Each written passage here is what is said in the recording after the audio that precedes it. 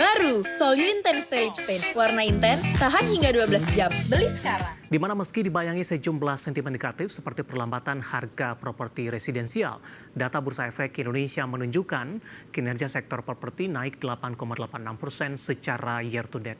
Sementara itu terkait dengan kinerja keuangan emiten, analis pasar modal menilai emiten properti masih membukukan kinerja positif hingga kuartal ketiga 2024 ditopang oleh terjaganya permintaan di dalam negeri.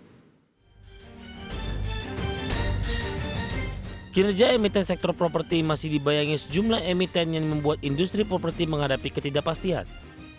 Hasil survei harga properti residensial oleh Bank Indonesia menunjukkan bahwa indeks harga properti residensial pada kuartal 3 2024 hanya tumbuh 1,46% secara tahunan. Pertumbuhannya melambat dibandingkan kuartal sebelumnya yang sebesar 1,76%. Di sisi lain, kenaikan tarif pajak pertama nilai menjadi 12% di tahun 2025 dianggap bisa menurunkan minat masyarakat dalam membeli properti.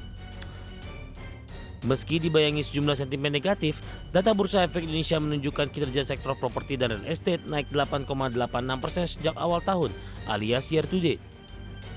Adapun terkait kinerja keuangan emiten properti hingga kuartal 3 2024, emiten Bumi Serpong Damai atau BSDE melaporkan laba bersih 2,7 triliun rupiah, meningkat 17,8% year on year, dengan total pendapatan 10,1 triliun rupiah.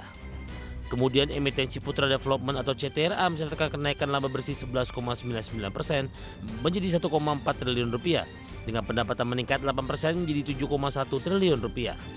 Emiten properti lainnya yakni Pakuwon atau Pewon mencatatkan laba bersih 1,66 triliun rupiah dan pendapatan 4,78 triliun rupiah. Selanjutnya Metropolitan Land atau MTLA membukukan laba bersih 314 miliar rupiah dengan pendapatan 1,3 triliun rupiah.